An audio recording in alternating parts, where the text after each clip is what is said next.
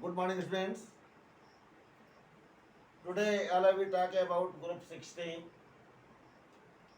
from P block elements.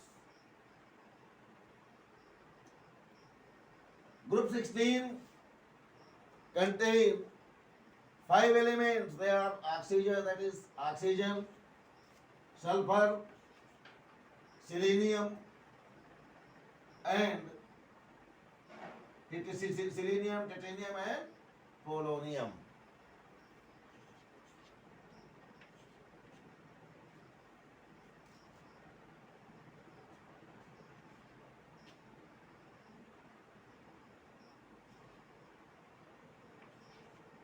These are the elements of group 16. Oxygen, sulfur, selenium, titanium, and polonium. All of you know well about the general properties of the elements. That's from top to bottom. It is from top to bottom. I have already explained it in previous class. From top to bottom. It is on top and such element is at bottom. From top to bottom in a group. Electronegativity decreases respectively. Ionization enthalpy decreases respectively. Atomic and ionic radii increases respectively. Metallic character increases respectively. Non-metallic character decreases respectively.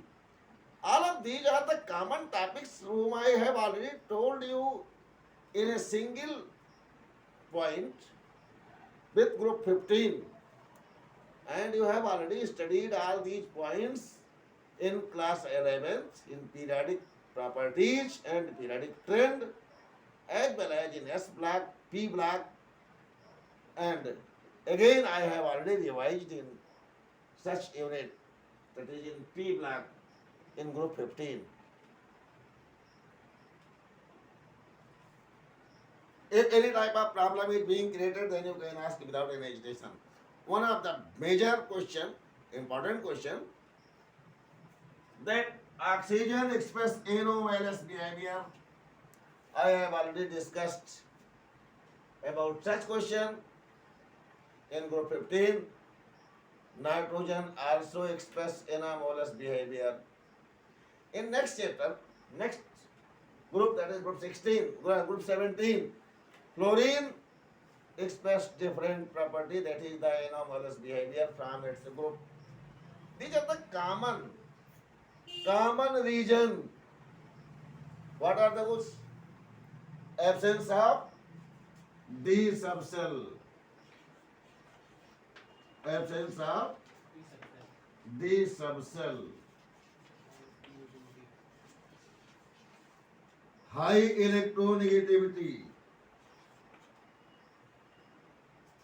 High electronegativity.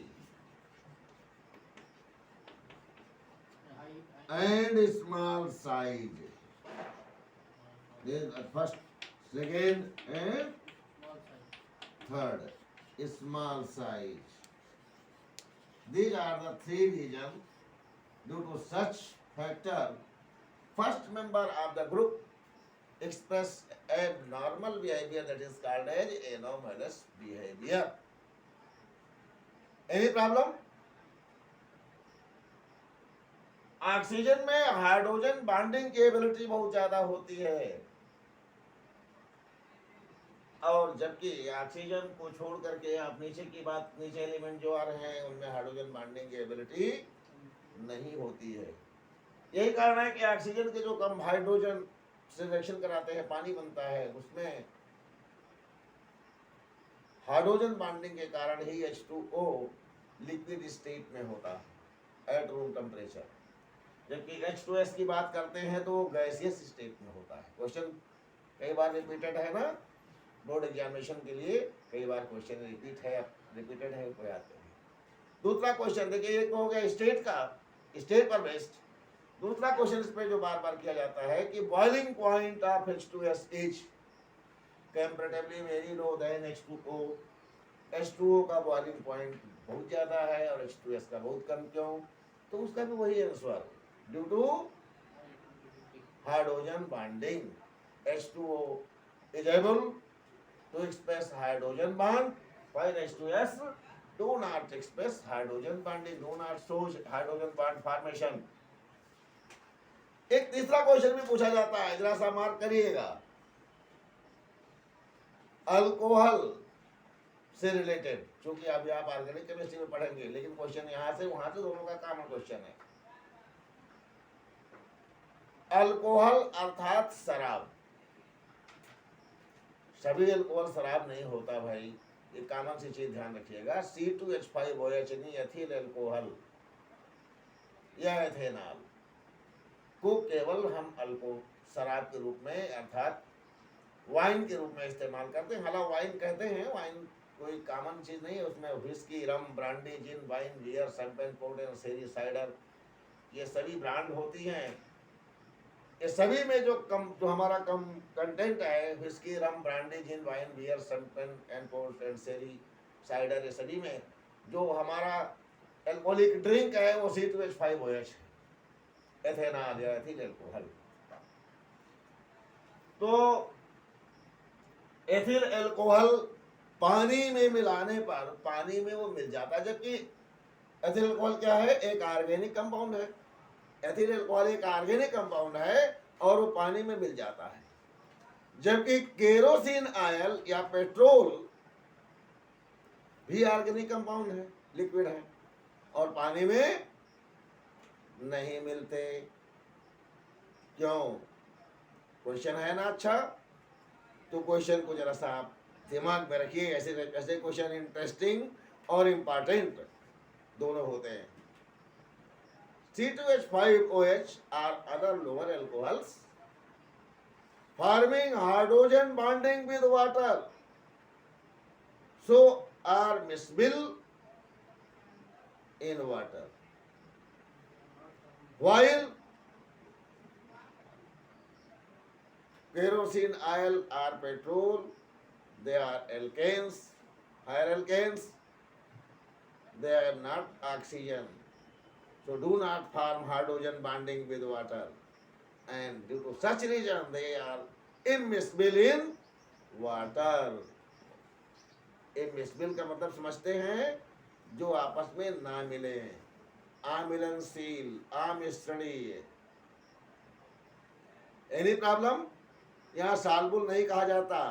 सालबुल तब कहा जाता है जब कोई एक दूसरे state में हो, दूसरा दूसरे स्टेट में हो. लिक्विड में कोई सॉलिड मिल रहा हो तो सालबुल, सॉल्वेंटी निकालते हैं. समझ में आए बेटा?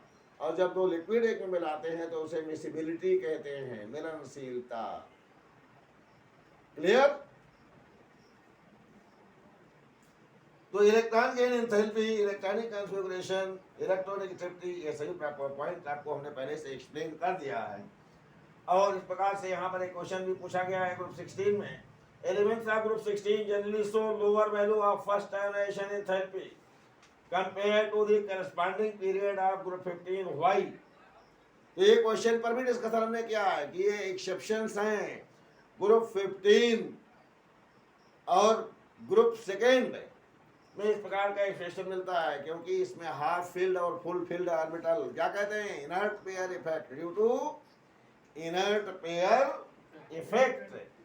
कितने खाली आंसर होगा? या हाफ फील्ड पी ऑर्बिटल. और एक्सप्लेन कर दीजिए. Electronic configuration of group 15 element, larger amount of energy is required to remove electron compare to group 16 element. Confusion उसमें आपने बताया ना पहले, तो डिस्कशन हो चुका है, पहले क्लियर है ना. फिजिकल प्रॉपर्टी की बात करते हैं. फिजिकल प्रॉपर्टी में कोई खास बात तो नहीं है. ऑक्सीजन गैस होता है, सल्फर उसके बाद जैसे तुरंत नीचे आप आते हैं तो ये सॉलिड होता है. सवाल एक क्वेश्चन, यहाँ पर एक क्वेश्चन पूछा जाता है आपसे. क्वेश्चन को ध्यान दीजिए. Oxygen is gas while sulphur is just below. अरे भाई ये 16 के बजाय 16 होना चाहिए था, ये गलत हो गया क्या? ये 34. ये कैसे ये गलत हुआ तो सब गलत हो जाएगा भाई। इनको जोड़ते हैं इसमें 18 जोड़ते हैं, कितना हो गया 52, और ये 52 में 32 जोड़िए 84। ये एक जगह अगर इसमें सब जोड़ा जाता है ना, ये एक जगह फॉल्ट हुआ सब फॉल्ट हो जाएगा। 16 जोड़ से इसमें 8 है तो 8 में 8 जोड़ दिया, फिर 18 जोड़ दिया, फिर 18 जोड़ दिया, फिर 32 जोड़ दिया। इस प्रकार से एटॉमिक नंबर निकलता है। तो एक जगह की अगर जैसे गलती हो गया ना तो उसको जोड़ते चले गए, आप सब गलत हो जाएगा। पहले एक एलिमेंट का एटॉमिक नंबर आपको मालूम होना चाहिए, 8, 16, 34, 52 एंड 84। देखिए बेटा, तो इस प्रकार से आप लोगों को ये जो एटॉमिक नंबर आपने लिखा है, ऊपर से नीचे आने पर कोई भी एलिमेंट है तो उसमें जो फिजिकल स्टेट पे ये क्वेश्चन पूछा है आपने कि ऑक्सीजन के ठीक नीचे सल्फर है और ऑक्सीजन गैस है और सल्फर सॉलिड क्यों? क्वेश्चन समझ में आ गया? इसका आंसर क्या है? Molecular formula of oxygen is O2। Molecular formula of oxygen is O2।